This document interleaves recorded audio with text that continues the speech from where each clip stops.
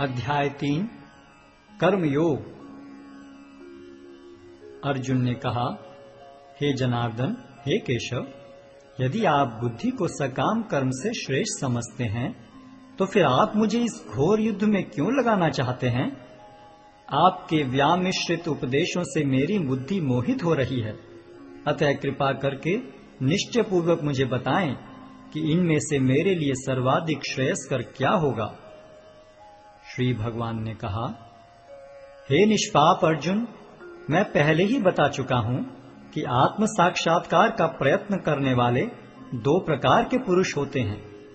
कुछ इसे ज्ञान योग द्वारा समझने का प्रयत्न करते हैं तो कुछ भक्तिमय सेवा के द्वारा। न तो कर्म से विमुख होकर कोई कर्मफल से छुटकारा पा सकता है और न केवल संन्यास से सिद्धि प्राप्त की जा सकती है। प्रत्येक व्यक्ति को प्रकृति से अर्जित गुणों के अनुसार विवश होकर कर्म करना पड़ता है, अतः कोई भी एक क्षण भर के लिए भी बिना कर्म किए नहीं रह सकता। जो कर्मेंद्रियों को वश में तो करता है, किंतु जिसका मन इंद्रिय विषयों का चिंतन करता रहता है, वह निश्चित रूप से स्वयं को धोखा देता है और मिथ्याचारी कहलाता है। दूसरी ओर, यदि कोई निष्ठावान व्यक्ति अपने मन के द्वारा कर्मेंद्रियों को वश में करने का प्रयत्न करता है और बिना किसी आसक्ति के कर्मयोग प्रारंभ करता है, तो वह अति उत्कृष्ट है। अपना नियत कर्म करो, क्योंकि कर्म न करने की अपेक्षा कर्म करना श्रेष्ठ है। कर्म के बिना तो शरीर निर्वाह भी नहीं हो सकता। श्री विष्णु के लिए यज्ञ रूप में कर्म करना चाहिए, अन्यथा कर्म के द्वारा इस भौतिक जगत में बंधन उत्पन्न होता है। अतः हे कुंती पुत्र, उनकी प्रसन्नता के लिए अपने नियत कर्म करो, इस तरह तुम बंधन से सदा मुक्त रहोगे। सृष्टि के प्रारंभ में समस्त प्राणियों के स्वामी ने विष्णु के लिए यज्ञ सहित मनुष्यों तथा देवताओं की संततियों को रचा और उनसे कहा, तुम इस यज्ञ से सुखी रहो, क्योंकि इसके करने से तुम्हें सुखपूर्वक रहने तथा मुक्ति प्राप्त करने के लिए समस्त वांछित वस्तुएं प्राप्त हो सकेंगी। यज्ञों के द्वारा प्रसन्न होकर देवता तुम्हें भी प्रसन्न करेंगे और इस तरह मनुष्यों तथा देवताओं के मध्य सहयोग से सबों को संपन्नता प्राप्त होगी।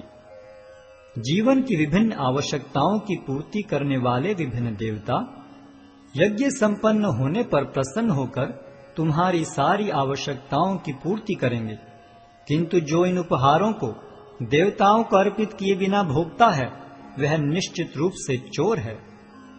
भगवान के भक्त सभी प्रकार के पापों से मुक्त हो जाते हैं, क्योंकि वे यज्ञ में अर्पित किए भोजन प्रसाद को ही खाते हैं।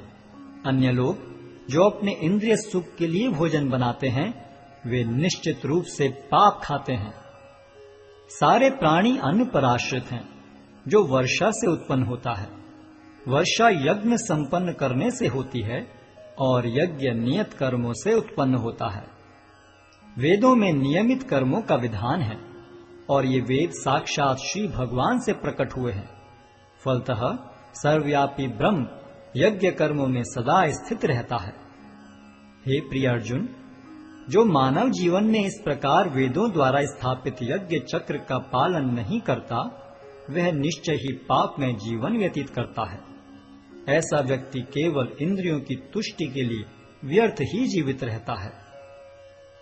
किंतु जो व्यक्ति आत्मा में ही आनंद लेता है तथा जिसका जीवन आत्म साक्षात्कार युक्त है और जो अपने में ही पूर्णतया संतुष्ट रहता है, उसके लिए कुछ कारणीय कर्तव्य नहीं होता। स्वरूप सिद्ध व्यक्ति के लिए न तो अपने नियत कर्मों को करने की आवश्यकता रह जाती है, न ऐसा कर्म न करने का कोई कारण ही रह जाता है। उसे किसी अन्य जीव पर निर्भर रहने की आवश्यकता भी नहीं रह जाती। अतः कर्म फल में आसक्त हुए बिना मनुष्य को अपना कर्तव्य समझकर निरंतर कर्म करते रहना चाहिए, क्योंकि अनासक्त होकर कर्म करने से उसे पर ब्रह्म की प्राप्ति होती है। जनक जैसे राजाओं ने केवल नियत कर्मों को करने से ही सिद्धि प्राप्त की। अतः सामान्य जनों को शिक्षित करने की दृष्टि से तुम्हें कर्म करना चाहिए। महापुरुष जो जो आचरण करता है सामान्य व्यक्ति उसी का अनुसरण करते हैं। वह अपने अनुसरणीय कार्यों से जो आदर्श प्रस्तुत करता है, संपूर्ण विश्व उसका अनुसरण करता है। हे प्रथापुत्र, तीनों लोकों में मेरे लिए कोई भी कर्म नियत नहीं है। न मुझे किसी वस्तु का अभाव है और न आवश्यकता ही है, तो भी मैं नियत कर्म करने में तत्पर रहता हूँ। क्योंकि यदि मैं नियत कर्मों को सावधानी पूर्वक न करूं, तो हे पार्थ, यह निश्चित है कि सारे मनुष्य मेरे पथ का ही अनुगमन करेंगे। यदि मैं नियत कर्म न करूं, तो ये सारे लोग नष्ट हो जाएंगे। तब मैं अवांछित जन समुदाय को उत्पन्न करने का कारण हो जाऊंगा और इस तरह संपूर्ण प्राणियों की शांति का विनाशक बनूंगा। जिस प्रकार अज्ञानी जन फल की आसक्ति से कार्य करते हैं, उसी तरह विद्वान जनों को चाहिए कि वे लोगों को उचित पथ पर ले जाने के लिए अनासक्त रहकर कार्य करें। विद्वान व्यक्ति को चाहिए कि वह सकाम कर्मों में आसक्त अज्ञानी पुरुषों को कर्म करने से रोके नहीं, ताकि उनके मन विचलित न हो, अपितु भक्ति भाव से कर्म करते हुए वह उन्हें सभी प्रकार के कार्यों में लगाएं, जिससे कृष्ण भावनामृत का क्रमिक विकास हो। जीवात्मा अहंकार के प्रभाव से मोहग्रस्त होकर अपने आप को समस्त कर्मों का कर्ता मान बैठता है, जबकि वास्तव में वे प्रकृति के तीनों गुणों द्वारा संपन्न किए जाते हैं। हे महाबाहो, भक्ति भाव में कर्म तथा सकाम कर्म के भेद को भली भांति जानते हुए जो परम सत्य को जानने वाला है, वह कभी भी अपने आप को इंद्रियों में तथा इंद्रिय तृप्ति में नहीं लगाता। माया के गुणों से मोहग्रस्त होने पर अज्ञानी पुरुष पूर्णतया भौतिक कार्यों में संलग्न रहकर उनमें आसक्त हो जाते हैं।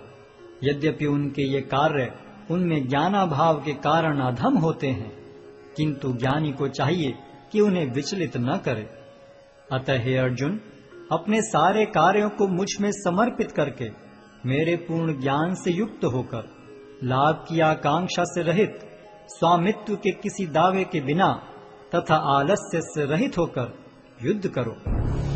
जो व्यक्ति मेरे आदेशों के अनुसार अपना कर्तव्य करते रहते हैं और ईर्ष्या रहित होकर इस उपदेश का श्रद्धा पूर्वक पालन करते हैं, वे सकाम कर्मों के बंधन से मुक्त हो जाते हैं।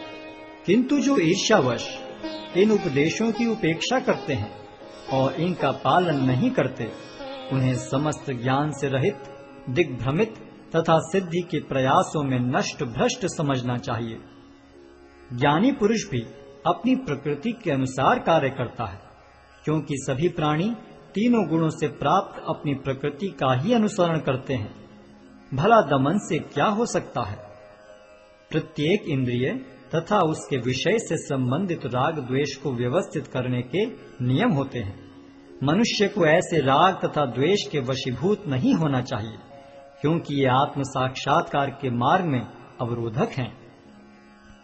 अपने नियत कर्मों को दोषपूर्ण ढंग से संपन्न करना भी अन्य के कर्मों को भली भांति करने से श्रेयस्कर है।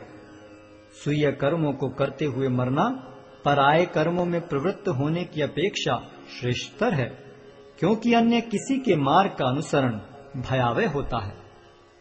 अर्जुन ने कहा, हे वृष्णिवंशी, मनुष्य न चाहते हुए भी पाप कर्मों के लिए प्रेरित क्यों होता है?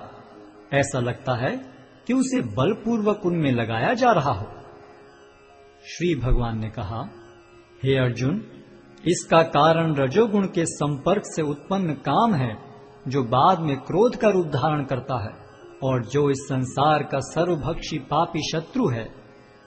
जिस प्रकार अग्नि धुएं से, दर्पण धूल से अथवा भ्रूण गर्भाशय से आवृत रहता है, उसी प्रकार जीवात्मा इस काम की विभिन्न मात्राओं से आवृत रहता है। इस प्रकार ज्ञान में जीवात्मा की शुद्ध चेतना उसके काम रूपी नित्य शत्रु से ढकी रहती है, जो कभी भी तुष्ट नहीं होता और अग्नि के समान जलता रहता है। इंद्रियां, मन तथा बुद्धि इस काम के निवास स्थान हैं। इनके द्वारा यह काम जीवात्मा के वास्तविक ज्ञान को ढककर उसे मोहित कर लेता है। इसलिए हे भरतवंशियों में श्रेष्ठ अर्जुन, प्रारंभ में ही इंद्रियों को वश में करके इस पाप के महान प्रतीक काम का दमन करो और ज्ञान तथा आत्म साक्षात्कार के इस विनाशकर्ता का वध करो। कर्मेंद्रियां जड़ पदार्थों की अपेक्षा श्रेष्ठ हैं। मन इंद्रियों से बढ़कर है, बुद्धि मन से भी उच्च है और वह आत्मा बुद्धि से भी बढ़कर है। इस प्रकार हे महाबाहु अर्जुन, अपने आप को भौतिक इंद्रियों, मन तथा बुद्धि से परे जानकर और मन को सावधान आध्यात्मिक बुद्धि से स्थिर करके आध्यात्मिक शक्ति द्वारा इस काम रूपी दुर्जय शत्रु को जीतो।